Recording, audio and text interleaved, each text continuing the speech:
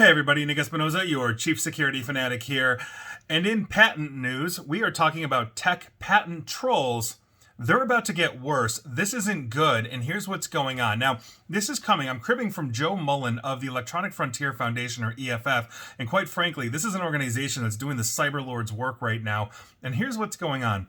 If you didn't know, the majority of high-tech patent lawsuits are brought by patent trolls. These are companies that exist to not provide products or services, but they're essentially there to have a business using patents to threaten others' work. Now, some politicians here in the United States are proposing to make this situation even worse. So rather than taking the problem of patent trolling seriously, they want to encourage more bad patents, which kind of makes life easier and more profitable for the worst, essentially, of us in that sense. Now, what we're talking about here is the Patent Eligibility Restoration Act, or PARA. Now, PARA is sponsored by Senators Thom Tillis, Republican of North Carolina, and Chris Coons, Democrat of Delaware. And quite frankly, as Joe Mullen put it, this would be a huge gift to patent trolls, a few tech firms that are aggressively licensing patents, and patent lawyers. Now, for everybody else, this is not good. This is not good at all. Now, patent trolling is still a huge multi-billion-dollar problem that is painful for small businesses and everyday internet users. But in the last decade, there has been some modest progress placing limits on how far these trolls can go. So in 2014, there was a Supreme Court decision, Alice v. CLS Bank, that barred patents that were nothing more than abstract ideas with some computer jargon thrown in. Now, the Alice test, as it's called, is being used by federal courts who have now kicked out hundreds of the worst of these offenders. Now, under Alice's clear rules, courts threw out patents on matchmaking, online picture menus, scavenger hunts, and online photo contests. The nation's top patent court, if you didn't know, is the Federal Circuit, and they actually approved a patent on watching an ad online twice before the Alice rules finally made it clear that a patent like that simply cannot be allowed. Imagine having a patent on just watching two ads. That makes no sense. Now, other examples include patents on bingo on a computer, patents on loyalty programs on a computer, patents on upselling with a computer. All of these types of things were killed off. Now, everybody admits Alice is not perfect, but it's done a good job of saving internet users from some of the worst patent claims that are out there, which potentially could drive up costs for everybody. So at the Electronic Frontier Foundation, they've actually started collecting stories of people whose careers, hobbies, or small companies were quote-unquote saved by Alice to really underscore and showcase the effectiveness of the Alice law.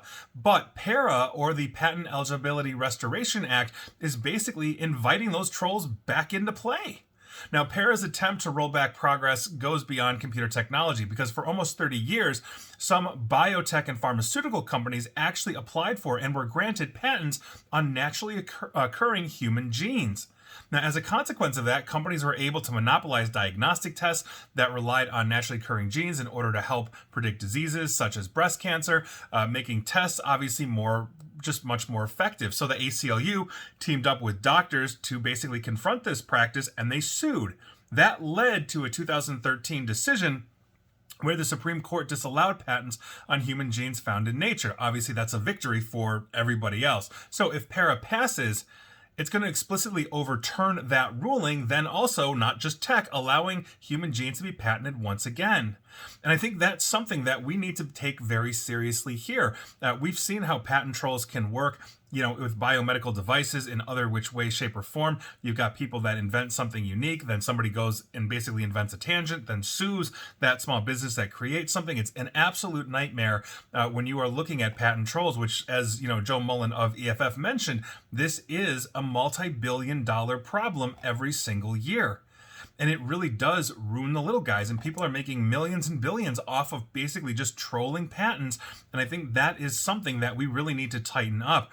Alice doesn't go far enough, but Alice, as Joe mentioned, is a modest success in essentially combating this. So I encourage everybody to basically get on board with this. Talk to your talk to any representative that you've got, all those kinds of things. I think the Electronic Frontier Foundation and its supporters need to be supported even more. And I'm glad that they're out there doing, as I mentioned, the cyberlords work, because I think that's a huge thing. while this isn't not officially a call for action, it kind of is, because I think it's something that I think is just incredibly important for everybody. So there you go. That's my thoughts on that, and call it what you will, but I do think that we need to combat this in some way, shape, or form, because quite frankly, this is one of many problems we have in society, but this one could cost us a lot of money in the long run, put people out of business, and that's never a good thing. And please like, share, follow me here on Facebook and Twitter at NickAESP. And please feel free to subscribe to me at YouTube as well. And as always, stay safe, stay online, and please attempt to stay private. Thanks, everybody.